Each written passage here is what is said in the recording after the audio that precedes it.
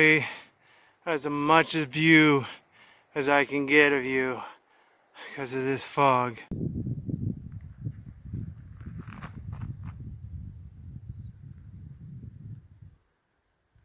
So I saw the sun this morning for the first time in 3, almost 4 days, and it couldn't come too soon. However, this was another morning I had frost and it was cold.